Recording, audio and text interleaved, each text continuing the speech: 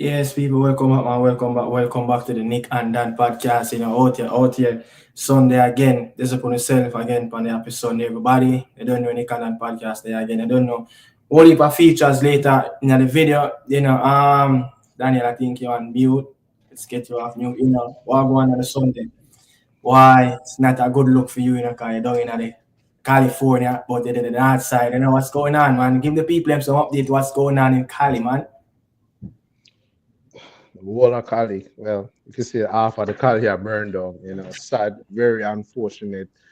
You know, not on my side, that's on the LA side, on the Los Angeles side, up in the hills, but very unfortunate for those people that lost their house. The greatest thing is that they have life, and Yeah, you always can start over. You get what I'm saying? So that's the most important thing, that these people are safe, yeah. and they're able to evacuate it as quick as possible. But Yeah, hopefully we can get this thing stopped, and we can know what really causing this fire. But because yeah, this is crazy. crazy. But yeah, people, Nick and that podcast there again, the second video of the new year 2025, all of that stuff featured, Isaac Hayden. Unleash a few of his, attributes and talk about Reggae Boy as well. You don't know, we clip up some of that interview as well. You don't know, the full interview will be featured out tomorrow and the Morning Insider. You understand? And also, we're going to look on some key points. The boys played in FA Cup. Some good performances and some bad performances. Also, we're going to look back on the best of the FA Cup and the worst of the FA Cup. And also, we're going to preview the midweek fixtures of the EPL is coming up as well. And you don't know we'll start as topic as a big game over there in the Gulf side of the world, yeah, Saudi Arabia. What happened, Daniel, in the El Clasico, man? Talking about El Clasico, that's where we're going to start off, I mean, look, what, around 9 goals Real Madrid conceded in the last El Clasico? That's crazy. I just never imagined that could have even happened, Only reason why this man have him job because his name is Carlo Ancelotti. Yeah, yeah. I've a couple Real Madrid fans, and they are always say, "Yo, get rid of this guy. This guy is out of his depth." I must give my boy Orlando. He's a huge Real Madrid fans, like huge Real Madrid fans. He live in Canada. He's a Jamaican, and he's been saying this for years. Like I've been saying it. He's been saying, even though Real Madrid been winning the Champions League and the La Liga, it's crazy. He's been crying out for, I want to see a better football play. I want to see a better pattern of play. I want to see we dominate games. You get what I'm saying? Because he always crying out that Real Madrid just normally scrape past some teams. Them barely win the games. You get what I'm saying? So I've to give him a benefit of the doubt. He been telling me that Ancelotti needs to go. But I used to say to him, like, but you guys are winning the Champions League. You guys are getting the results. You get what I'm saying? We're like, no, bro. This is paper over the cracks, and in the long term, it will cost us. And Yeah. you get what I'm saying? It is costing them. You get me? It's like Barcelona have their ticket. Bro, I don't know, man. I'm looking at this Barcelona team. Look, one, I know these Barcelona youngsters, they are talented. The potential that these players have, in terms of the next 5 years. They have like 5 players in their squad right now can be world beater. Can be the next Puyol, can be the next Xavi, the Iniesta. Players like that.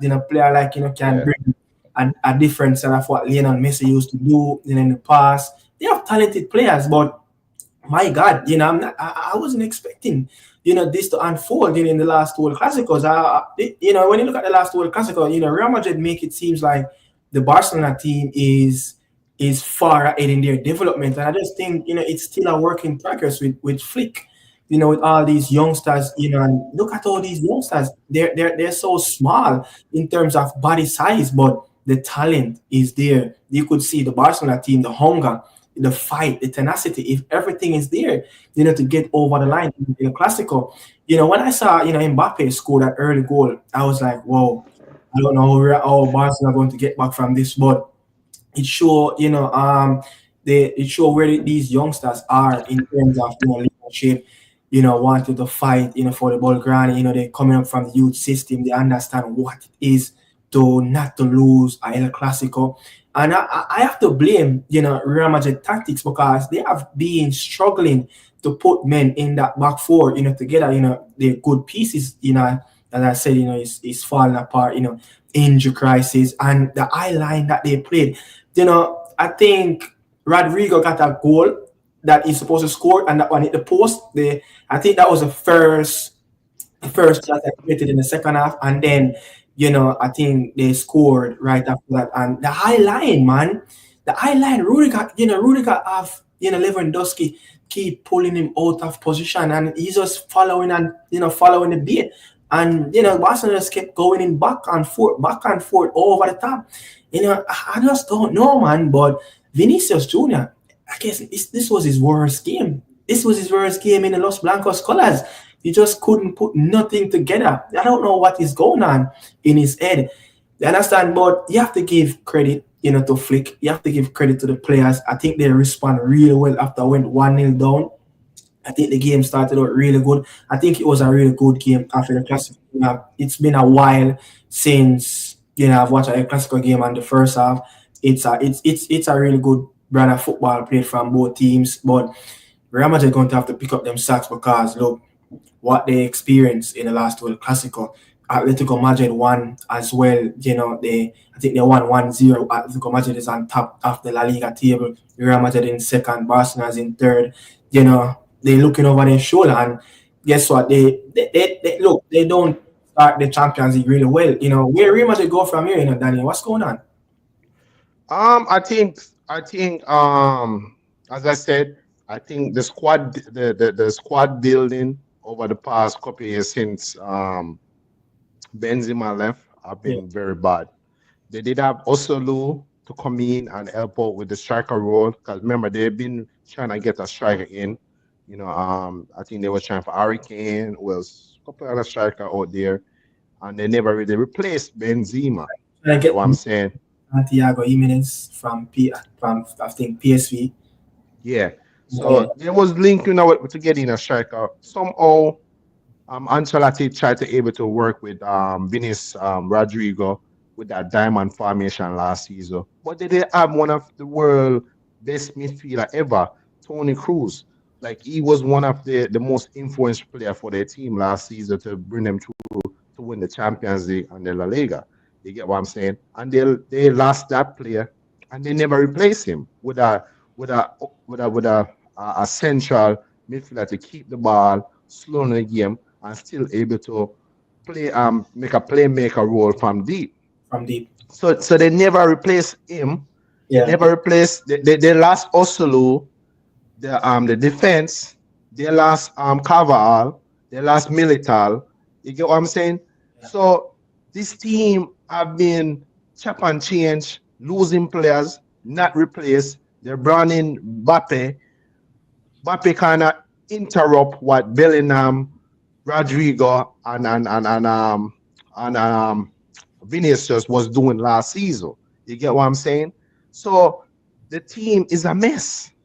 Building wise, is a mess. You get me? So Florentino Perez have to go out there and fix up the team. Get Vasquez is playing right back for Real Madrid in 2025. That's crazy. Lucas Vasquez is playing right back for Real Madrid. That's crazy. That is You crazy. get what I'm saying? They're still bringing on Toni Kroos in 2025. They still haven't have a natural in and out number 9 in the squad since Benzema left. You get what I'm saying? So the whole team, structured wise, building wise, is poor. Yeah. You get me? Rudiger cannot do it as alone in the back line. You get what I'm saying? True meaning is not faithful he was supposed to be that DM for Real Madrid, and Yeah, he constantly have to be playing center back because they don't have a natural replacement. They have Incensio, this new kid that came from the academy, yeah, but I don't know if Ancelotti trusts him because he yeah, haven't played him. You get what I'm saying? So the team is unbalanced. The structure, the building of the team have been poor. Perez, Real Madrid has been getting away with scraping past in the Champions League, scraping past in the games in the La Liga, and that's how they become champions.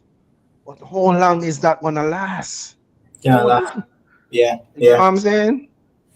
Yeah, you said you said Killian, have what seems like he interrupted play what they brought out last season, how Bellingham used to run from late from midfield to in the penalty box, Vinny and Rodrigo used to play as like a false number 9 coming off the wing.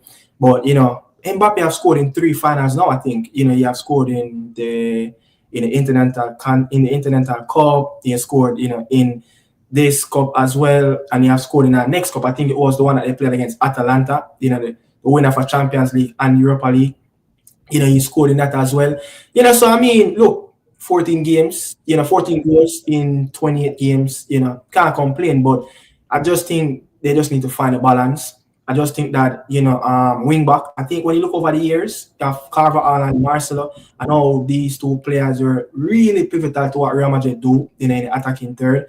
Obviously, Marcelo have left a couple of seasons now, and they yet to, replace a Marcelo in that left back. Fran Garcia, Ojizola have tried in there. Mendy has brought in. I don't think those players that they tried in the left back era really work for them. I just think they need to go out and get someone that can create like what Marcelo used to do, in the past. And I think as much as Carvajal was this established right back, one of the best in the league, he have passing best. This injury show that look they need to go out and replace. And I just think all the noise that they have been making about Trent Alexander-Arnold with this eye line, I just don't think this eye line will suit Trent Alexander-Arnold. I just think he will get exposed, with this eye line. I just think the real right back I think that Perez should be going for is the Tottenham Hotspur right back, Porro.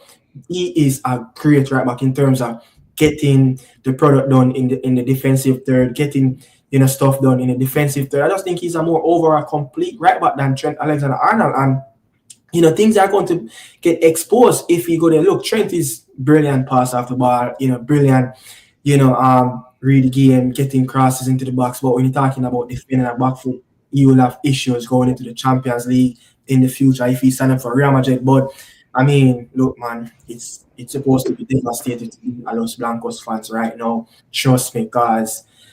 Barcelona fans, they be looking at, look, this is not a finishing product, and we are beating Real Madrid 5-2, 4-1. You understand? Like, it's just Yeah. great.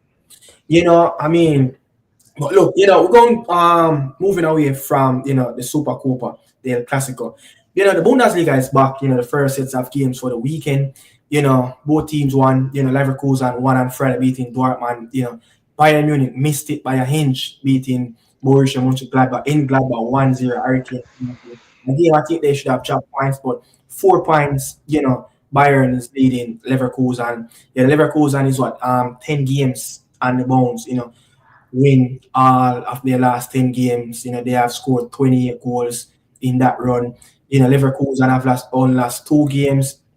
They have lost, against Leipzig in the league and lose against Liverpool at Anfield. So they lost in the Champions League and the league, but they 4 points. But when you drop points against Stuttgart, Osterklein, Bochum, I try to remember which other team they dropped points, but they drew a couple of games, This is what you're going to catch up. And, you think the title race is still on the edge in the Bundesliga, with 4 points, and couple of home games are coming up for both of the top 2 teams in the league.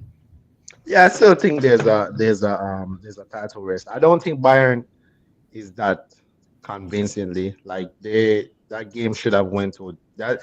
I mean, they create a lot of opportunity in that game, but that penalty was soft.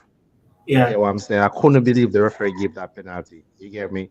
And They were just they create a lot of opportunity. Mostly Gladbach wasn't that great. They have been Bayern bogey team over the years. Yeah. Bayern have been struggling. I think Leverkusen will give Bayern a fight. You can see that they went away to win at Dortmund. Very difficult place to go and win games. You get Yeah. me? So if you can go there, I, That first home last at home in the Bundesliga, I think. this season, Yeah. I'm not sure, but I know Dortmund have been very good at home this season. Yeah. You get me? But I think Leverkusen is not the best, not the same team like last season that have that swagger, winning a lot of games, dominate teams, but they still have that experience of last season. You get what I'm saying? So just by seeing on Bayern is playing, I don't think Bayern will gonna run away with it like what they normally do over the years. Just that 10 points lead and stuff. I think it's gonna be quite. I like Frankfurt and Leipzig, but they're kind of further back. Yeah, that But I think these two teams are too strong for those two teams. yeah, but I think Bayern Munich still gonna have.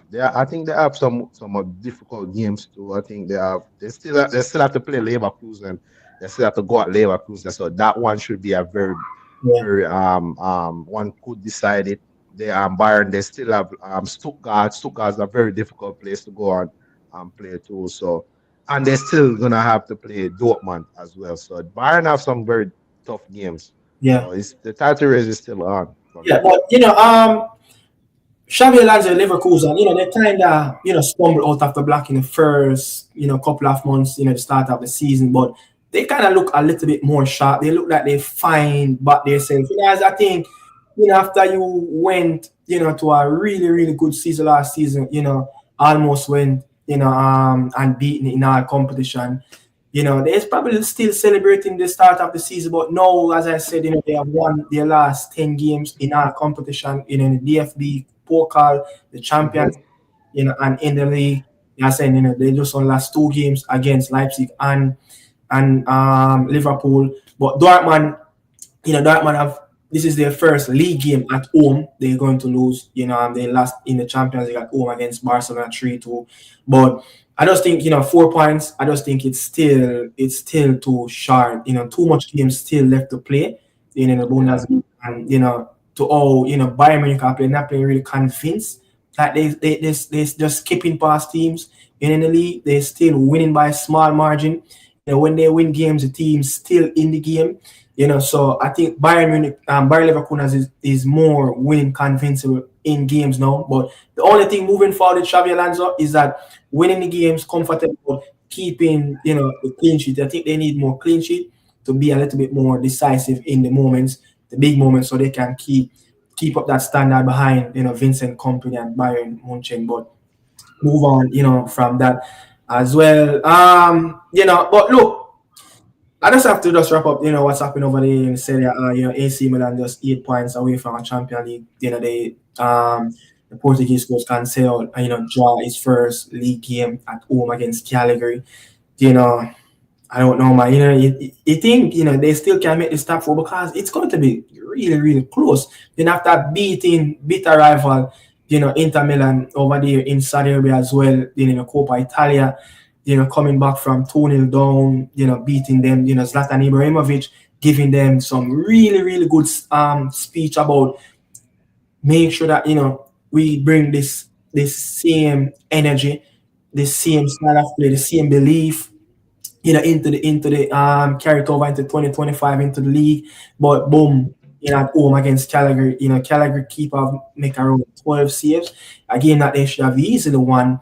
Simeone Inzaghi, Inter Milan have won. They beat Venezia away 1-0. Udine, I think Atalanta draw. Napoli, is going really strong in the league. Your takes, and AC Milan, trying to get top 4, 8 points away. New coach. Yeah. Um. I think they will make it because when I'm looking at their results, they Yeah. haven't really lost too many games. They just drawn a lot of games. If they don't win, they draw. The last time they lost, it was in December against Atlanta. Yeah. You get what I'm saying? So they just need to turn those draws into wins. You get what I'm saying? I like this coach. He's a little more pragmatic, but you can see when he was at Porto, you know what he's getting from his team, and you can see that he have this you remind me of Jose on the sideline. He just have this appearance to Yeah. get the best out of his team, and you can see that they came back in the final, and beat Inter. They still gotta go to they got Juventus, they still gotta play Inter, they got Roma, they got Lazio back, they got some tough games, but I Tough. think if Yeah. they can turn some of those games into a win and be consistent, and I'm rooting for AC Milan. I'm a big fan of AC Milan Cup, but I think where it's gonna come in that they just need to players like Leah, you Yeah. need to step up. You need to be a little more consistent. That's the only problem I have with him. He's just inconsistent. He could be a world beater on his day, and Yeah. then someday I'm just very inconsistent. You get me? Yeah. It's sad to say, but Captain America seems like he's the man now for the rest of the years. He look like Yeah. Do you think he's the main man now? he's the best player for the rest of the years this season and the back end of last season. He picked up of what he have done, beat Ricardo Kaka, long-standing, record for the most goals as a midfielder and assist, so he have been playing really well. Then he have been playing really well. Napoli beating Verona at home 2-0, and 47 points, around Who's 4. it? Just continue. Make a run go grab some stuff from outside. Christina came with the grocery. Just continue. Yeah, let me just- but yeah, I'm just saying, man, what Napoli are doing, man, being grinding out results, keeping clean sheets after clean sheet. I was watching that game against, Verona, and they look really well. But still, Antonio Conte team will always look, a little bit more on the defensive side, try to be a little bit more solid rather than, go forward and open up. But they will pick their chance. They have a big game coming up next, I think it's Saturday, against Atalanta, Gasperini versus Antonio Conte.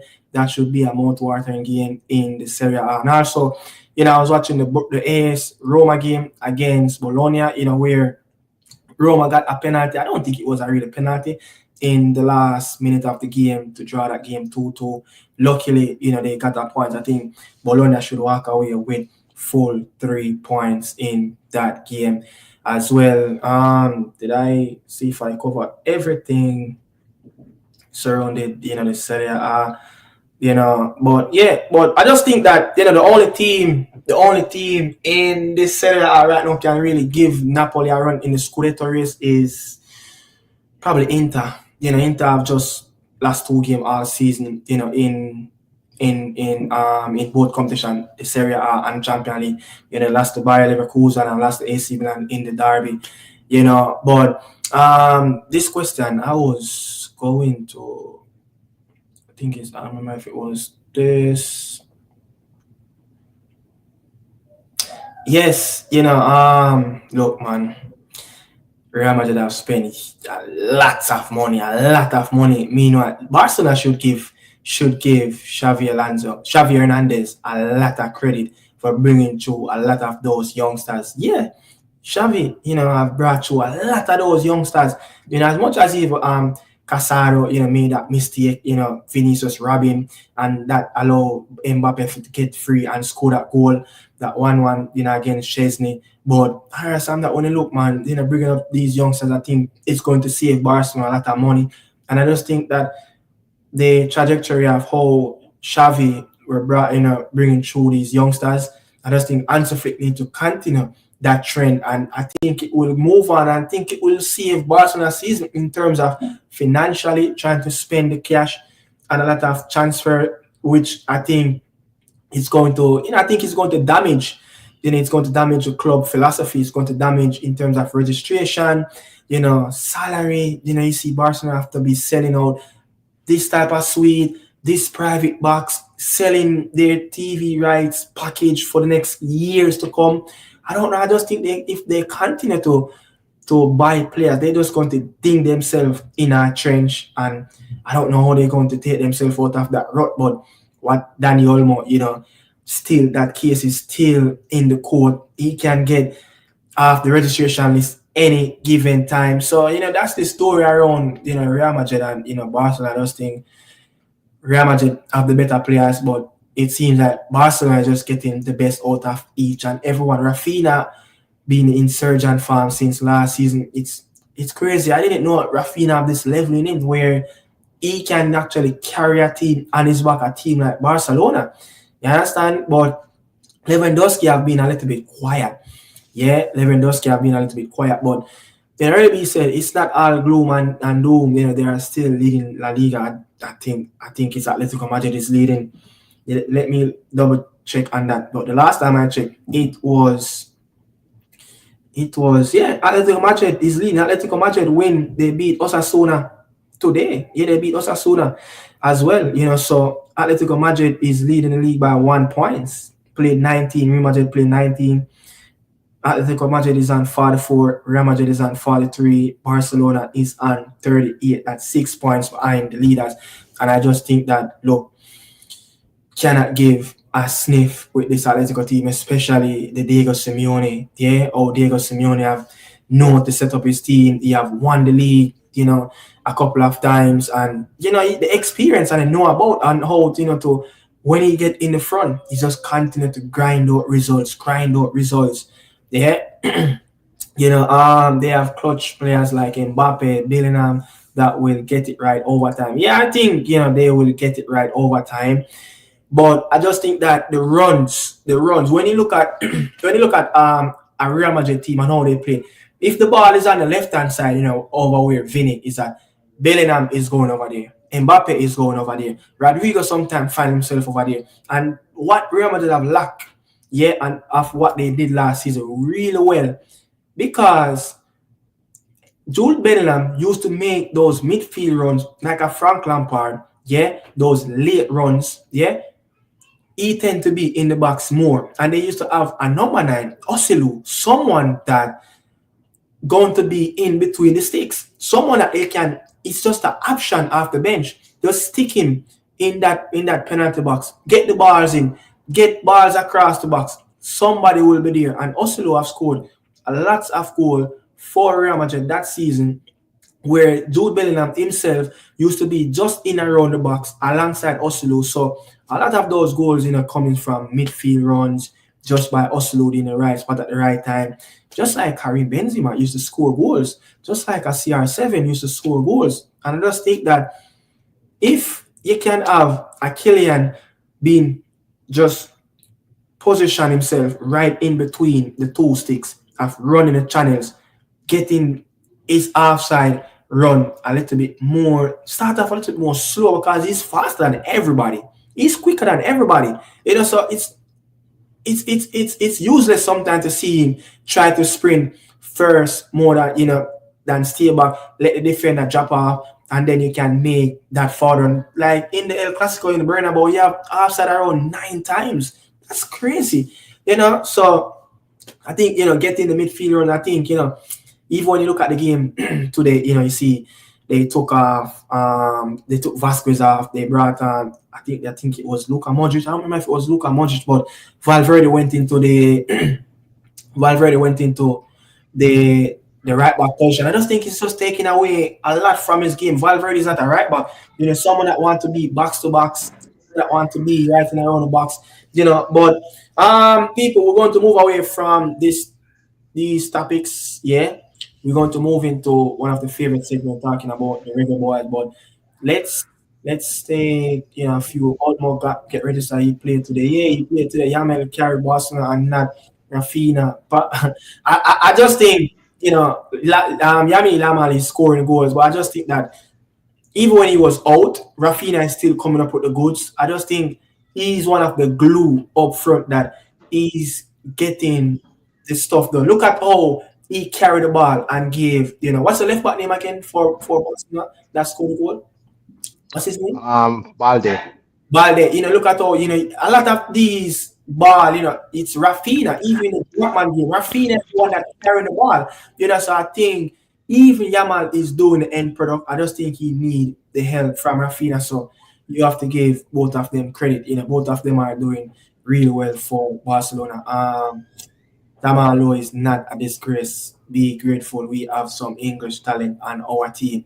I think Jamal Lowe is a disgrace, and I'm going to get there as well. He needs to pick up him sacks and start to play some leather. Yeah, this is where we're going to go right now and talk about Jamal Lowe. I think Jamal Lowe is a disgrace, and since that topic, this point is up on the screen. We're going to talk about the boys in the FA Cup that played, from game I played from Thursday, Friday. Is it crazy how midweek games in the FA Cup is start to play because of broadcasting rights? They want to try to broadcast as much games as possible. Is it crazy? FA Cup played on Thursday, Friday. FA Cup usually be like early Saturday morning, early Sunday morning. Yeah, I think it's have to do with the broadcasting rights, and you want to give everybody a share of the pie. Yeah. Everybody's, especially these small teams. You get what I'm saying? So, yes, I think you are in the US. You are ESPN Plus. You get what I'm saying? But as a fan, it's very happy that you can able to see almost all the games. You get what I'm saying? Like, I'm not complaining, but if the game come any day after week, we can watch it. Yeah, I remember back in the day when we used to living in Jamaica, we used to only can watch able 2-3 games. You get what I'm saying? Now we have the ability to able to watch any league in the world. I guess just because of the broadcast and the rise, Yeah. so many money in the game now. So Yeah. everything that these people are doing is all because they're making more money. Yeah. You get me?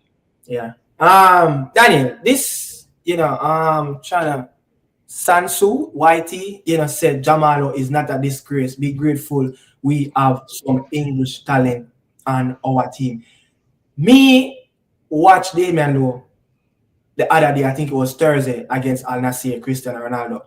And a lot of people I call Damian Lowe say, yo, a big experience man like that, he's just to watch him sometimes it's just disgrace to your eyes, and it's not appealing to your eyes to see that a man at that experience is making mistakes after mistakes, but Jamal Lowe is playing for his 5th championship team. Yeah, he have been playing for his 5th championship team, Daniel. Jamal Lowe this season, under Danny Rowe, the German coach for Sheffield Wednesday, he have played 19 games, start 9 games, 3 goals and 2 assists. Many times, Danny Rowe have give this man opportunities to do something in the game, and him hide, him cannot be found. The last time he start a game, then him get pulled off the field in the start of the second half. Yeah, this man, as I said, 5 championship teams. Yeah, I give you something. His championship stats in his entire career, and this is his stats in the championship. He have played over 200 games and scored over 50 goals in his career. Are you telling me this man who have scored goal for Swan, I think he have scored some really good goal when I think it was Steve Cooper was a coach when Swansea just dropped down, and I think he was a partner with Andre Ayew during that season. And this man cannot get in a team that struggled to get out of a relegation zone. Remember, this man is 29, and they're telling me this man still a rub bench, and this man still playing poorly for Sheffield Wednesday. No, it is a disgrace because his performances are not getting better. Yeah.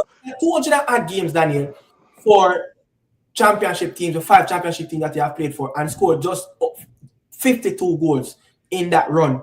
And right now, he signed for Sheffield. Yeah, I think he has signed a 2-year, a 3-year deal. And this man cannot get back into the team because in performances, his attitude is stink, and he's giving the same attitude.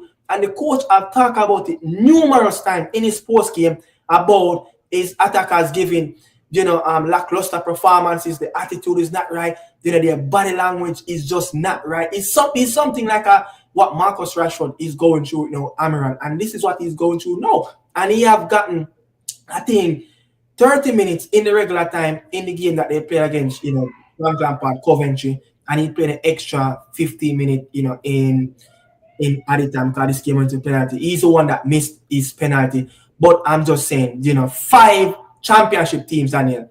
And now he cannot even start in a Sheffield team, a team that picked up themselves on the last day, saved from relegation. Now they're mid-table, trying to get in around the playoff. And he's nowhere to be found. 19 Yeah. games can start. It's disgrace, bro. And, and I don't Yeah. think players like these should be getting called up into the national team. If you cannot make a struggling championship team day in and day out and perform, just like Deshaun Bernard is doing, you not deserve a call up in the next window.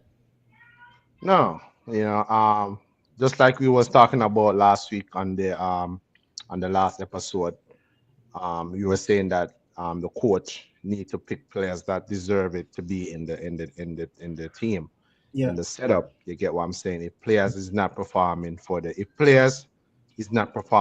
club, they should not be selected. And as far as and the disgraceful thing, if a player gets home, when a player is getting opportunity and he's not performing and he's having a very bad attitude, just like how you do it as a comparing it to Rashford situation at United, the coach left him out of the team. Jamal Lowe, lucky might even still I get in selected on the bench. You get what I'm saying? Because these right now these teams are being very ruthless. These coaches are being very ruthless. You get me? If a player not performing, his attitude is stinks. He's not even supposed to be in the team. You get what I'm saying? So as far as you're saying is disgraceful, I don't know. What exactly is the coach saying his attitude is? The coach, I remember, I try to remember if when they played Leeds and they got smashed early in the season. And the coach, said that, look, Jamal is an experienced player. He's one of the most experienced attacker in this team. Yeah, nobody Yeah, in in Sheffield attacking final third in the squad have more games, more goals than Jamal. But this man is not performing. But the coach, what he have said, whenever he draw for Jamal on the bench, he just not producing. His attitude is it seems like his mind is somewhere else. And it's the same thing when he play for the Reggae Boys. It seems like this guy cannot dribble a football. And he's playing in the number 9 position, his favorite position in championship. This man, not many players can say I played 200 games in the championship for 5 teams and scored over 50 goals. Yeah, just over 50 goals in his yeah, career. But this man, they signed this fella, Jamalo, to be that X factor. But this coach now have to be relying on, I think, Ugbo, and he's a Canadian, and another player. And sometimes there's another player in the squad named Windass. Sometimes he played Windass as a false 9 and left both strikers on the bench. Because these two strikers, they are not performing to the level of where the coach want them to be. And for Jamal, so far this season, 19 games, yeah, 9 games he have started as half of the games he have played. And he's not even getting 30 minutes. He's getting like 5, 10 minutes. His performance is dipping. And I don't know if another championship club will really take a dig at him again after his contract, run out at Sheffield Wednesday. yeah, yeah. I think yeah, just look at his stats. As I said, 19 games, 3 goals, 2 assists in the championship this season. Have our ratings of 6. That's very poor. You get me? As a 30-year old, I don't know. It's like maybe he's declining. He's reached at that level where players just start go down. You get Yeah, what I'm saying? So maybe take another step down, League One. You get me?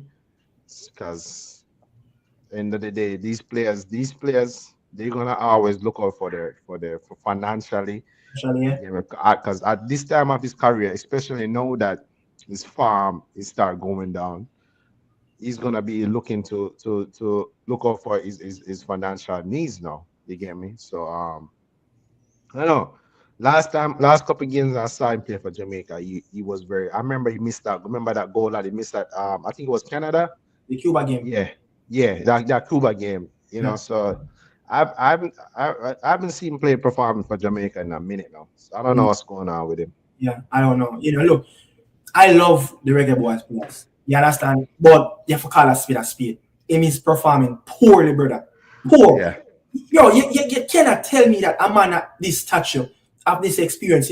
I think he have played in the Premier League for Bournemouth, for Caesar, but you understand? And for a man with this experience playing in the lower tier for the last 8, 10 years of his career, should be performing at a decent rate for Sheffield, a team that is not the best team in the championship. It's not the best. You understand? He have gotten his opportunities already when the coach started, but he's just not performing. Look, if you ask me, for all the Reggae Boys players that's playing in Championship League One, I think he's the worst player of all. this I think season. he's the worst player of all. Trust me. Look, all right. You have a player, Greg Lee. Greg Lee, coach. Greg Lee have been in and out of Oxford. But before this coach came in, before that coach, got fired, Greg Lee started to pick up his socks because Greg Lee found himself on the bench, but Greg Lee get back opportunity, and from there he never looked back. He grabbed that opportunity, reclaimed back him starting position in the left back era. New coach coming, Greg Lee still have him position. You understand? And still performing, and his rating is right up there as well. So he's performing constantly, more consistently for his team, Oxford. Other Deshaun Bernard, Jamal Lowe, his teammate. He's one of the better defender in his team beside Valerie. You understand? So there's something there. I don't know if something is happening, off the field, or if something is at home. I don't know. But his performance on the pitch, it's a disgrace, and he's I don't think he should get called for the Reggae Boys until he can really fix his form, because in terms of picking players in the Championship and League One, if you are not starting consistently and playing to the highest level, you should be nowhere near the Reggae Boys team. That's the level we should be putting the bar.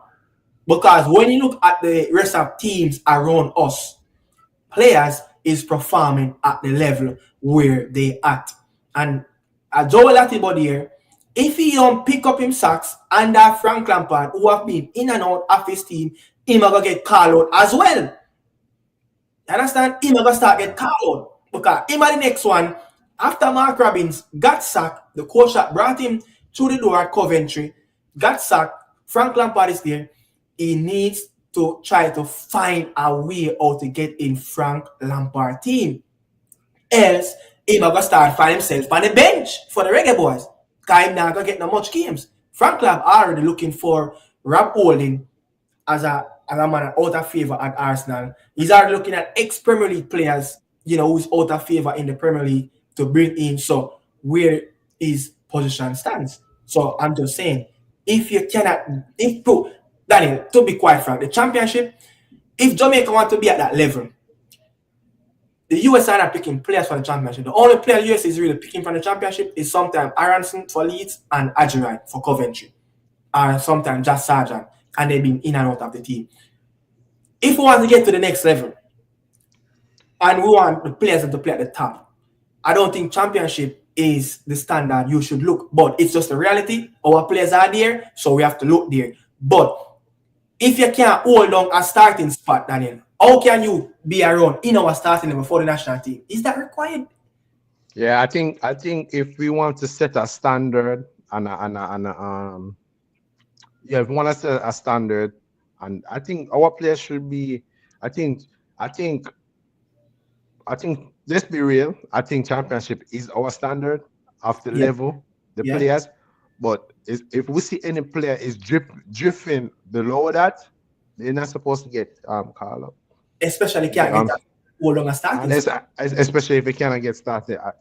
If it's more like situation where the club change coach and new coach come in, the coach just without fancy you, that's okay. We get that. You get me? That's a party type. But if you're there getting opportunity, and we see that you're different, and you're not performing, Yeah, you're not supposed to get called up. I think Jamaica players, most of our players, is championship is the way our level is. Let's be real. And yeah, America have a lot of MLS players in their team, and I think the championship is much better than the MLS. You get what I'm saying? The championship is much better than the MLS, yeah, much more competitive than the MLS. You get what I'm saying? So I think if our players is not performing in the championship, I think it's very worried. yeah, Very time to like what's going on? Like why is our players not performing? yeah, We should not two step in. There's gonna be one and two players that we're gonna find in League One, League Two. yeah, That's okay. You yeah, get what I'm saying? But I think the level should be championship and above. You get yeah, me? yeah. And I see why. Yeah, yeah. Say yo, it's disgraceful that Jamal Lowe is getting opportunity and not Talented performing. player, talented You get player. me? Experience play at this level. Yeah. He's coming from the non-league. I think coming from League One, he have played like all the levels: League Two, League from National League, League Two, League One, Championship, Premier League. He have come up right to the ranks, just like Ethan Pinnock. He have come to the levels. You understand? So Yeah. they're like that. A journeyman in the lower leagues shouldn't be performing like that. And I've been watching him for the entire year, and I was like, no, I'm just not going to have this anymore. You understand? Your team is on the rack, is on the back foot against Coventry, and the coach brought you on. And look at his performance that he gave. Look at when the game finished. Everybody walk over to the Sheffield. Look, even the coach have said he have got it because it's like 5 to 6 thousand Sheffield fans travel to Coventry to watch a game, and all those players went over, and Jamal sit and is, you know, in the center circle watching his players. And I'm looking at the attitude is not right, man. You miss the penalty, get up, brush it off. Everybody miss penalty. You Yeah. understand? Over there and clap the supporters. They have traveled all the way from Yorkshire. You understand? To go to Coventry to watch that game. 6,000 of them. And everybody went over and he sit on his ass, in the center circle. Yeah. Then after a while, everybody moving, then him start to get up. I don't like that attitude. When your performance is stink on the pitch, you should make sure that you give everything on that pitch. You fight to show that passion. Give the fans something like, okay, as much as my performances are really bad at this moment, I'm in a bad run of patch. You should be showing passion. You want to fight for your team, but he's not even running around on the pitch, bro. Bro, to tell you the truth, we need to bypass some of these players. The team needs to fresh up with some new players. I'm totally agree with Jamal with that. But need a change of squad 2025. There's a lot of comments and people saying that we need a change of squad, a change of players. Um, People, give us some answers as far. Let us know in the comment section. Tell me the players them. Tell me like give us some name like the players them that you would love to see get an opportunity in the national team because you guys keep on saying we need a change. But who's the players that you think that haven't got opportunity that need to start to get opportunity? You get what I'm saying? Because off the top right now, I only can talk about the players them that been getting called up. Yeah, I only can talk about the players them that I know that have been playing. You yeah. get me? That's why I was saying in the last show, the coach have all this time to sit down and do him research and find some players that can able to come in and play because we don't know no other players. I don't know any other players. See this, Clive Smith said we are going to get the players from slim pickings. Unless we got real England. That's the only thing you can think of. Yeah. Yeah, but I mean, it is what it is, man. But Daniel, moving from one player that played in the FA Cup, in the weekend as well, Bobby Reid. I'm starting to worry already, and I think he signed a 3-year deal at Leicester City. Obviously change of coach. Steve Cooper is not there, but even when Steve Cooper was there, he wasn't really getting enough game. Steve Cooper said, he's a good squad player, someone that can really rotate, and I think that's where they bought him. And Bobby Reid agreed to that. Yeah, he's agreed to that. I don't know if he really get pushed out of Fulham, but I understand it was a contract where he wanted 3 years, but Fulham wanted to give him a 2-year deal. But Leicester City snapped him up over the, Steve Cooper first summer signing for Leicester City. But when I really look at it, Daniel, 14 games played for Leicester City in the Premier League, 2 start. A midfield player, one of our leaders in our squad. Where are we going to go with all of these? Moving on forward with players, not French players for the Reggae Boys, but some of our crucial players moving forward, not getting that minutes, are not really sharp at the club level. But when they come at the international level, we expecting them to perform at the highest level. Meanwhile, they're performing for their club. But Bobby Reid, 14 games for Leicester City, 2 goals. 1 goal and 2 start. You have played 275 minutes in the Premier League.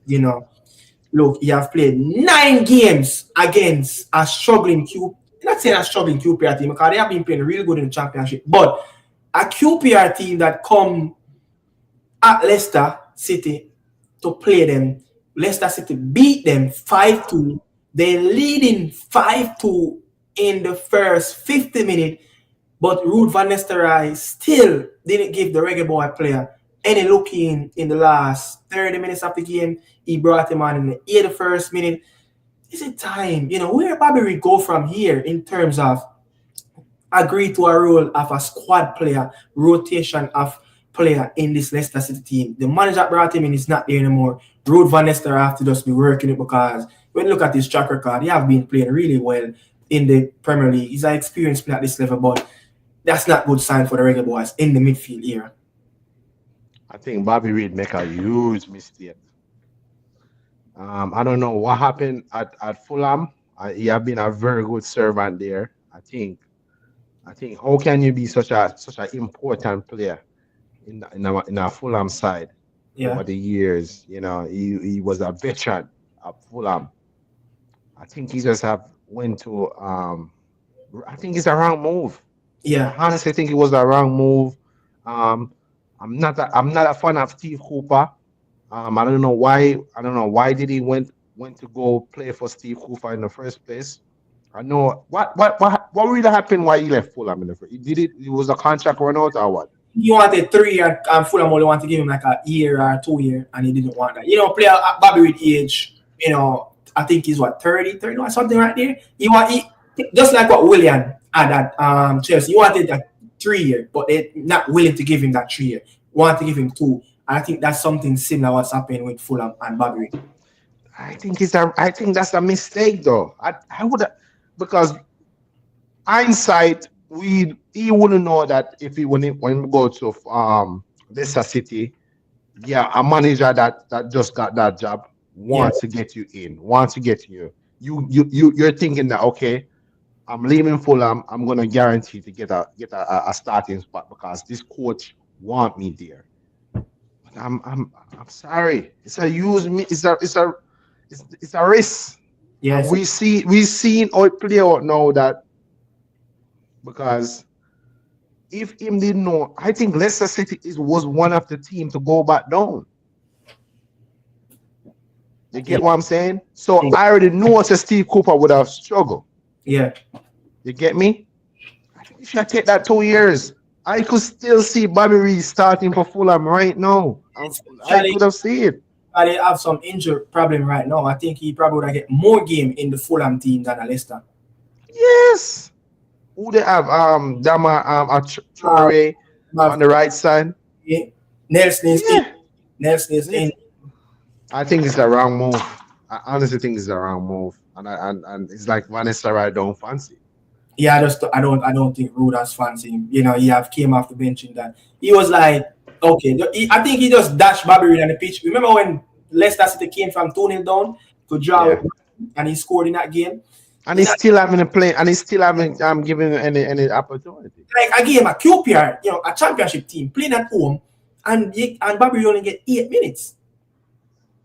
8-9 minutes. That's not good. That's not good. But let's not really to stress too much on it and just see what's going to happen. I think Ruud van Nistelrooy is under great you talking about pressure to deliver for the Fox, try to bring them out of the drop. And I just think he's just going to have to work with players that he really trusts. And if Bobby Reid is not a player that he trusts, I just think Bobby Reid is going to suffer this season. Let's grab some of the comments and see what people are saying. Tyrese Campbell, Terry and Morgan Whitaker, Ben Godfrey, Max Arons, Louis Baker, Rico Henry, Jacob Ramsey, Dujan Sterling. I think those are the players that you call it, Daniel. So they gave you some names. They gave you some names. Andrew Brooks, Morgan Whitaker. Is that a Whitaker? Tell me. I want to know if it's is it the Whitaker that played for Plymouth? I just want to know. Tell me after that. I don't really sure of that player. Morgan. Rika and is that Brentford yeah. left back? But he have been out for a minute. Has he came back? No, yeah, I don't. I think he's on the verge of coming back anytime right now. I think he's. Well, is he gonna be? He been out for a long time. Is he gonna be the same player? Yeah. Hey, the funny thing. I think it's going to be a little bit of a task to get even Rico Henry because England have left back issue. Before there was a Leif Davis, the Ipswich left back, they were actually calling. Said, hey, there's a left back at Brentford that is really good and can play at the international level. I don't think they will have one. Hall at Newcastle. Yeah. I don't think. I think Hall is gonna be the future England left back. This was happening last season. The build up for the last season. Yeah, okay. yeah. I think they're gonna be fine with Hall going forward. But I see you said Jacob Ramsey. I don't see Jacob Ramsey coming here. One is stiff. Tyrese Campbell. Jacob Ramsey is quality. Yeah. Tyrese Campbell, who's that? I think he used to play for Stoke City. I don't know if he used to play for Stoke City. I don't know where he's at now, but I know exactly who he's talking about. And then you have, remember Keenan Davis? Keenan Davis used to play for Aston Villa. That number 9, I think he's at Udinese at this point. I think he's still injured. Someone said Archer, Daniel. Archer that played for Southampton. It's gonna be tough to get. I mean, I'm not saying we can't get Archer, but I don't. Yes, he's playing in a very poor Southampton team, but when I do watch Archer, I don't know. He doesn't give me enough. He doesn't get involved in the game. Maybe that's down to the team he's just playing from. The best that I see Archer is when he was playing in that under-21 England team that won that tournament with Cole Palmer and all of those players. That was the best. I like his link-up play, but I don't know if it's like the. I think he probably can get. He's willing. I think when you look at his game style, a number 10. I like his game style, but I don't know if he's like if it's the man we can depend on to lead us. You get what I'm saying? I think he would probably suit a proper number 10 position in for us. And I don't think he really suit the way the Three Lions want to play. I don't think he's that far. I think he's too short to be a striker for England. He's not going to be a number 9 for England.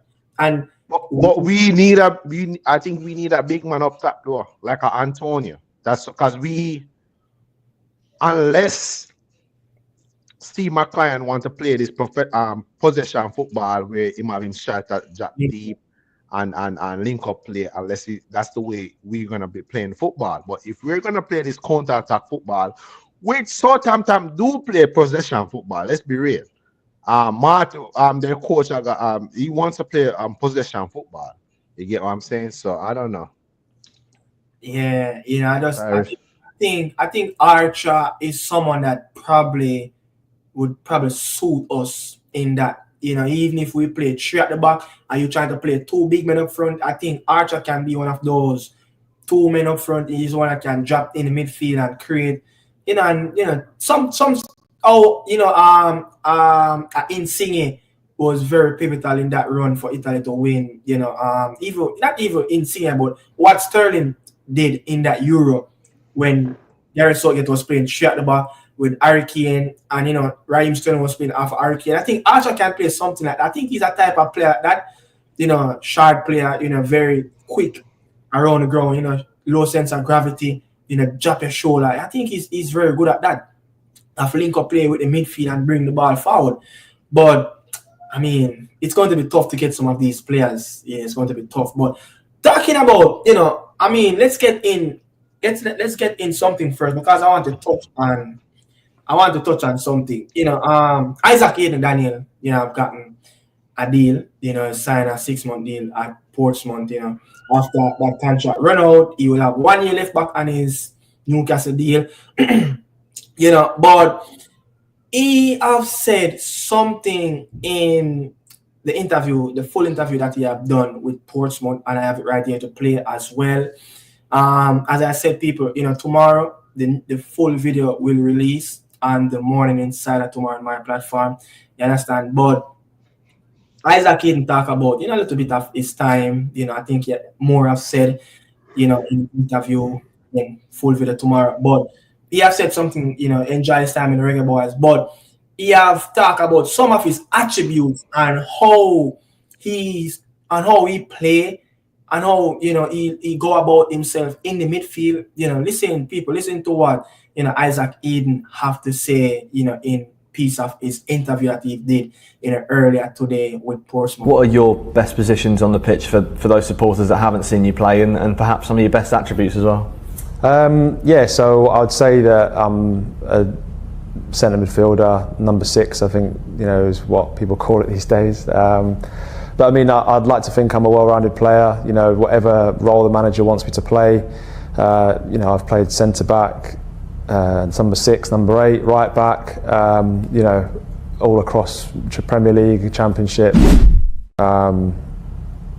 Set the tempos in training.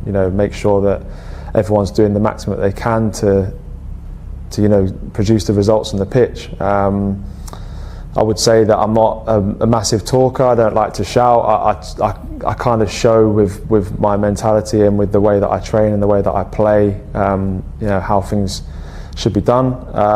So I guess that's kind of me. I'm somebody that's probably not going to get the headlines every week. I'm not. Obviously I'd like to score goals. I'd like to assist. But for me, the main thing for me is to be able to make sure the balance is there in the team. Be the link between defence and attack. Make sure that the structure is right off the ball, and then that gives the forward players the platform to be able to go and express themselves and play the way that they do.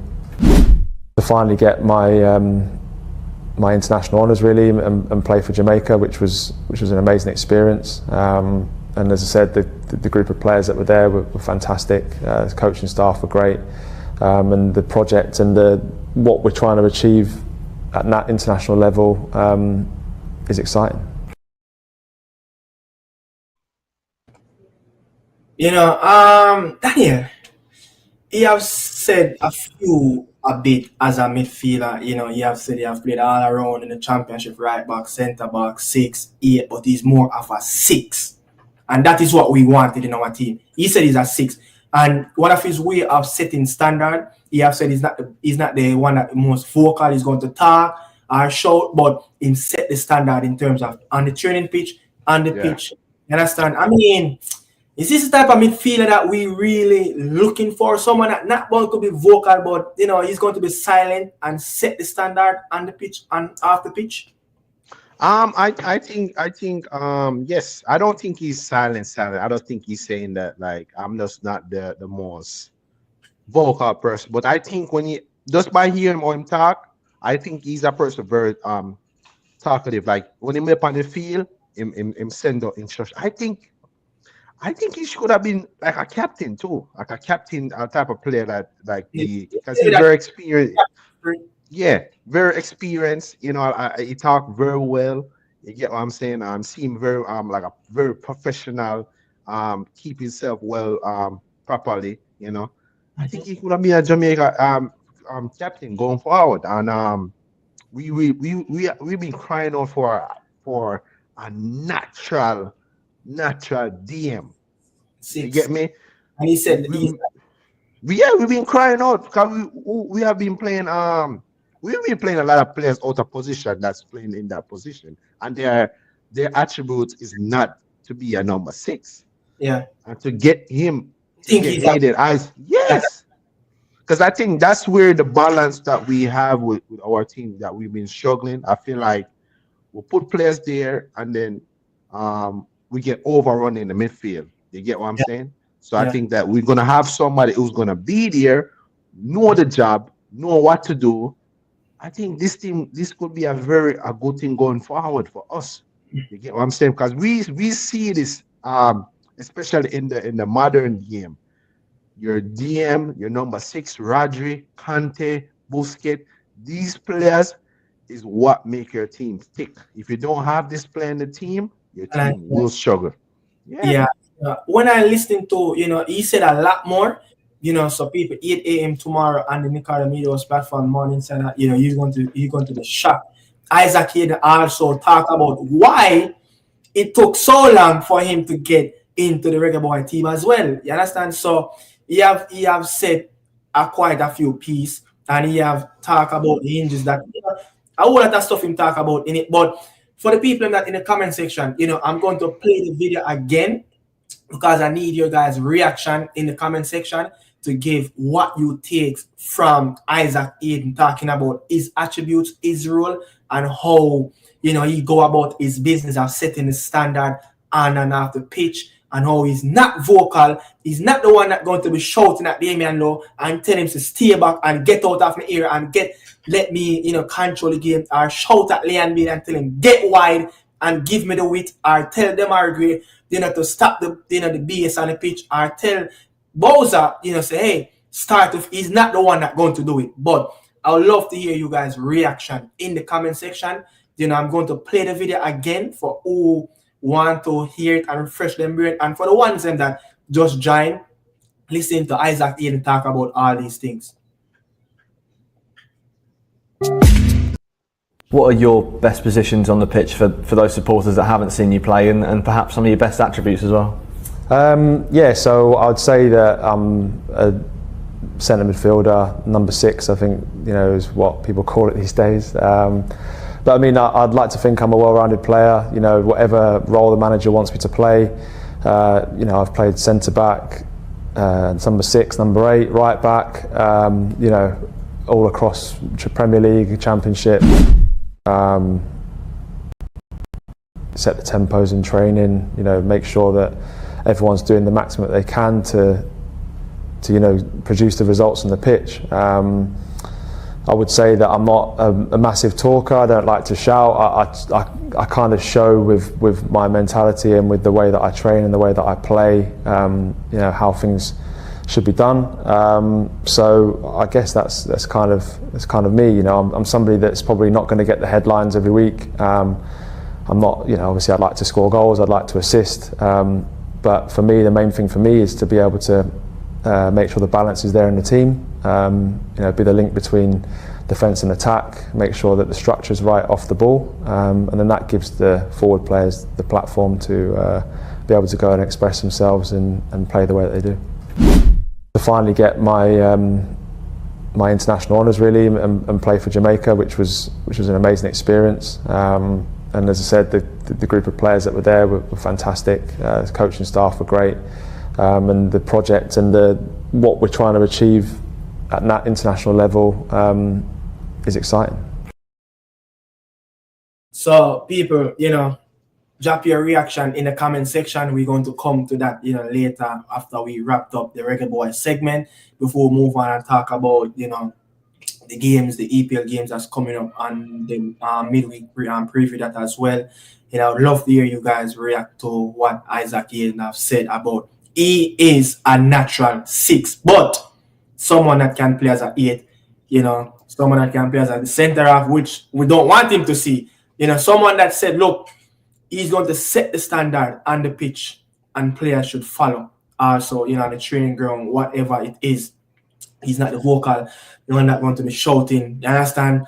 But I also tell me if you guys think that Isaac Hayden is a future captain. If and when Andre Blake is not around. You understand? Daniel, Leon Bailey played against West Ham.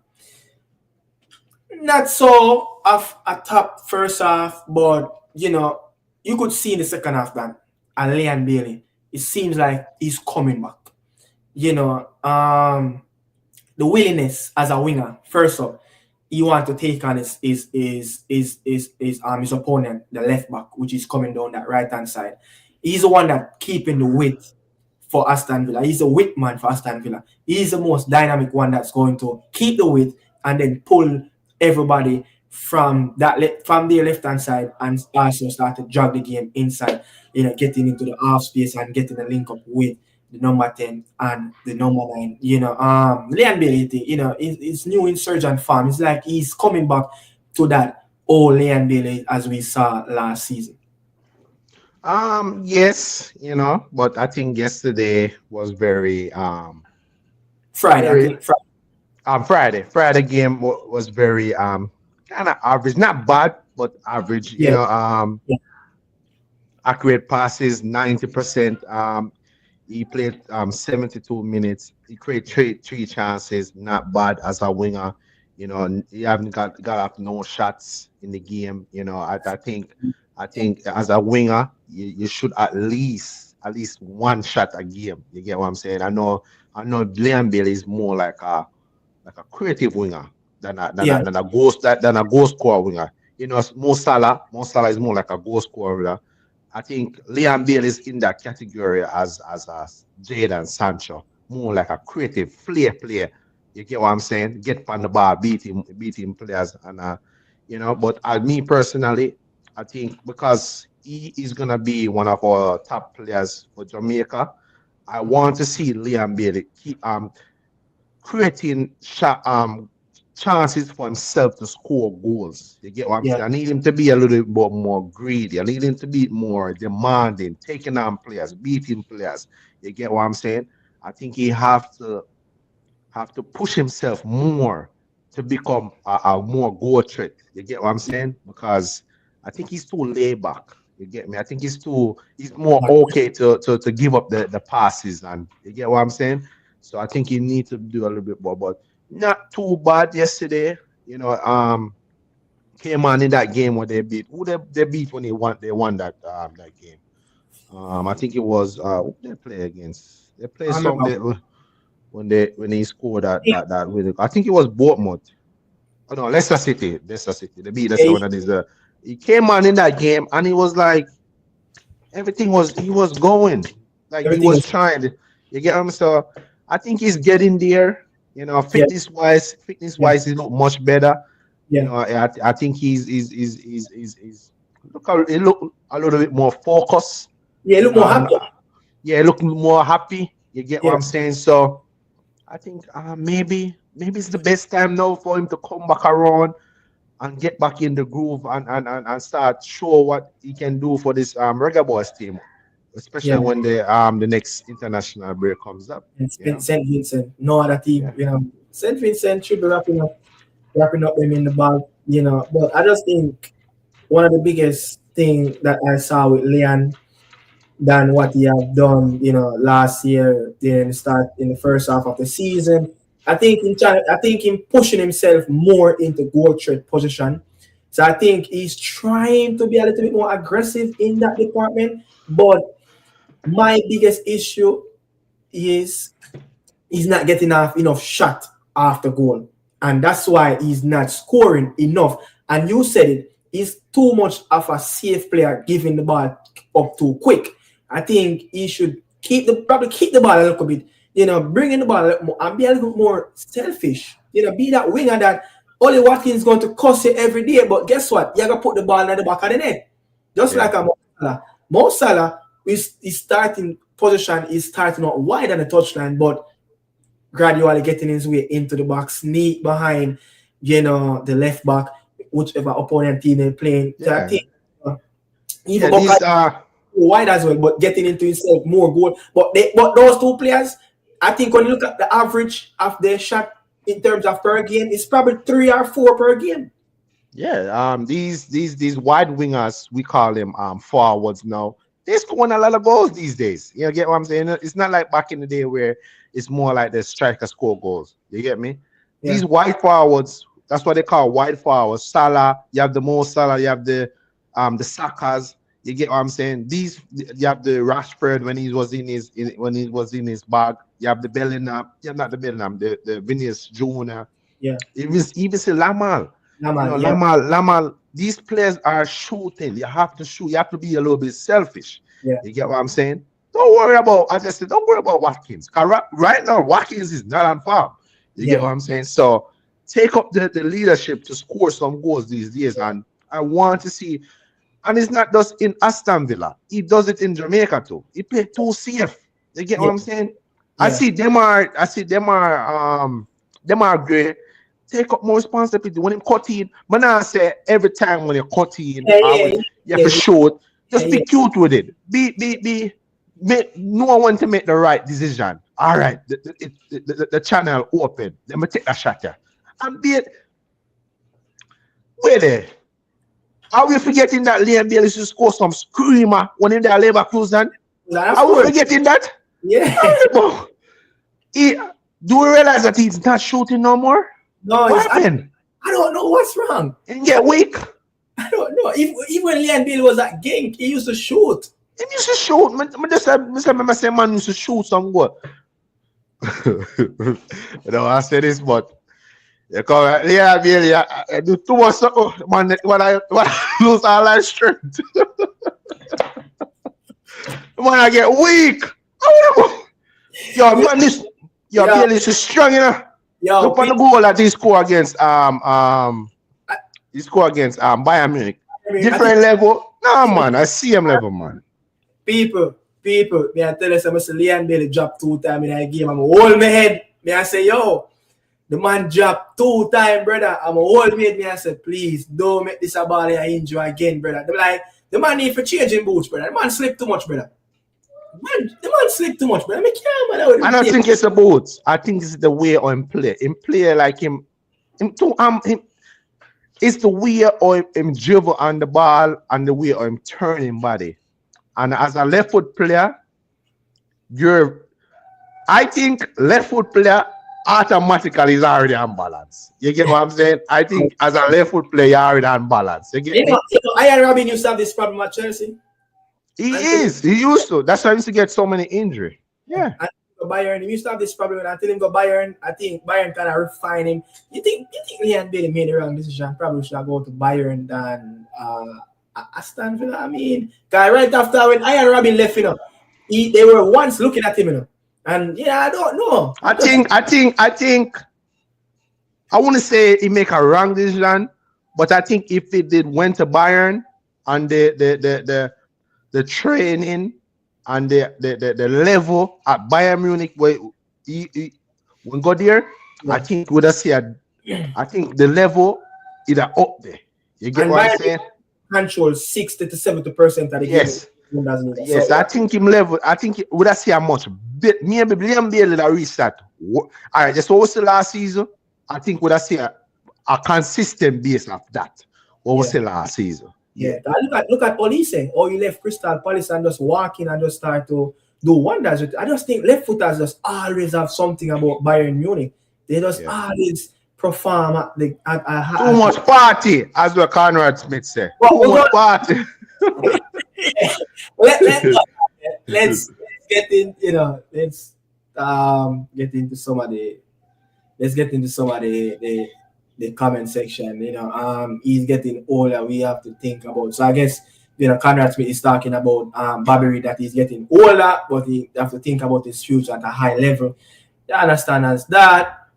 Tycoon, Speed said that coach will get all the players. He know all the players, which players he get so far, which convinced to play for Jamaica. Well, Tycoon, let's see, because we have something that we want to talk about after this as well.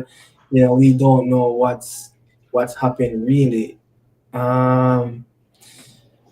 Trust me, this 2025 World Cup qualifier year, players are going to come. I believe so, but I see somebody mentioned Omar Richardson. We don't want Omar Richardson to come play for Jamaica. Good player, but me not like how him handle the situation.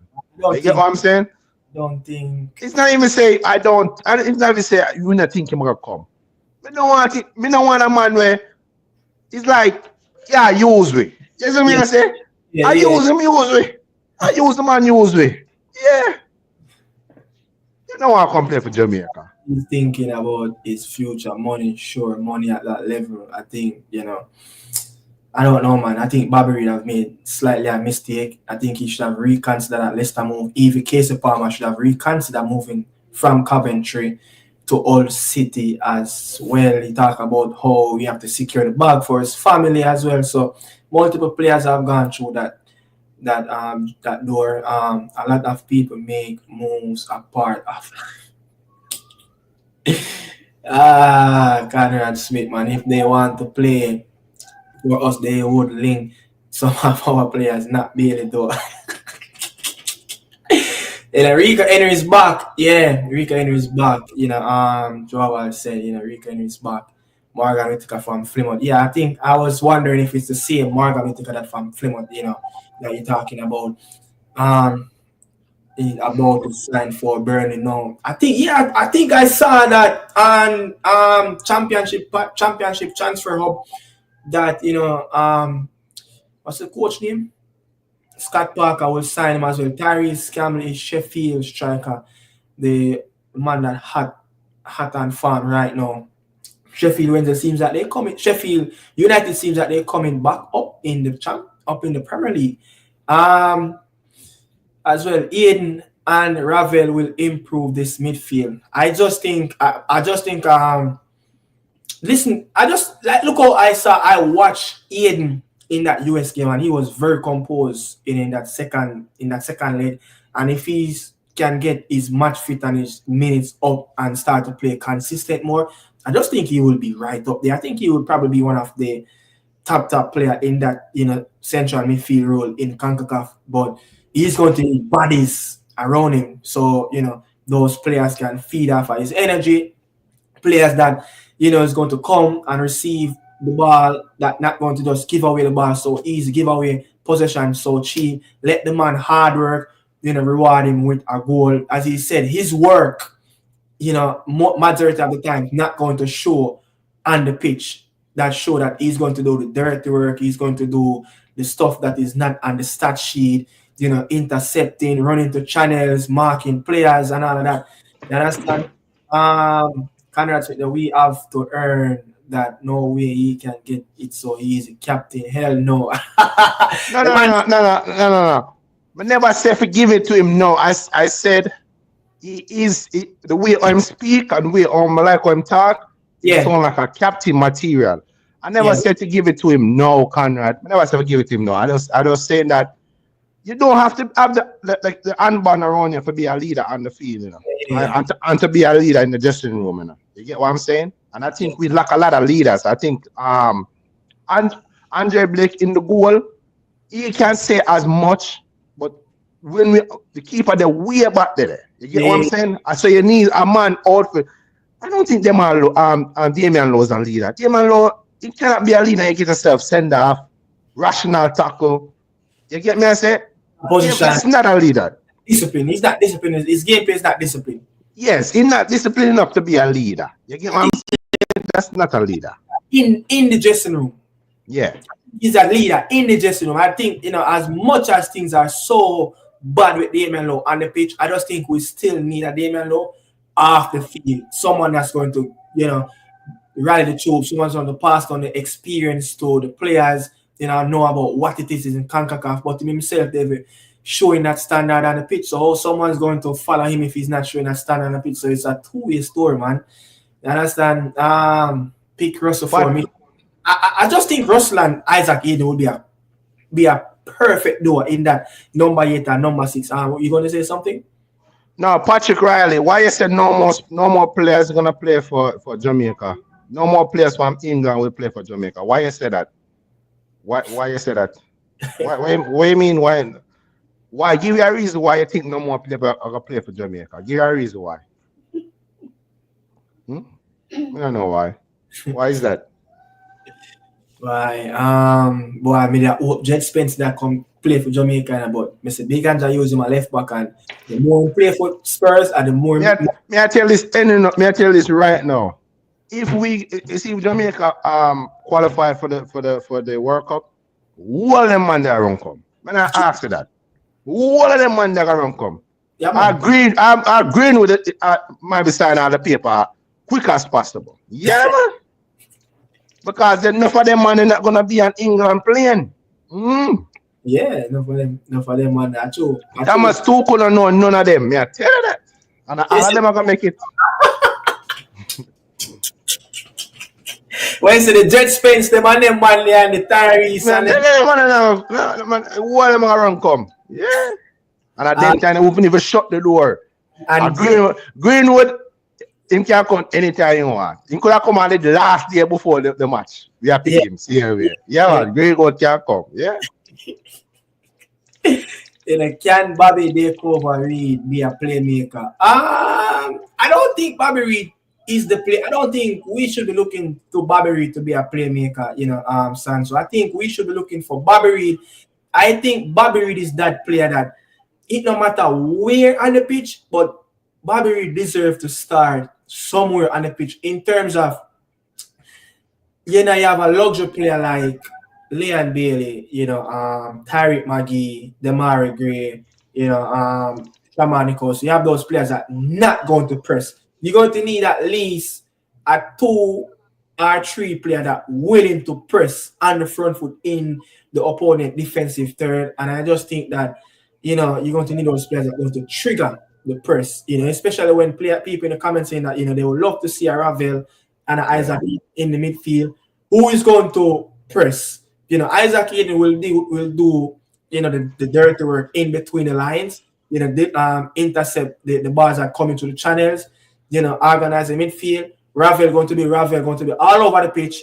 He's not going to be in position most of the time. So when the ball turnover, who's going to be that player is going to quick to get back into the midfield and cover those positions and press and close down, the opponent in the dangerous position. So I just think, Bobby Reid, I don't think I will use Bobby Reid as a playmaker. I think Bobby Reid game has moved away from that. Maybe when he was at Bristol, he was a playmaker, but now I don't think Bobby Reid is a playmaker.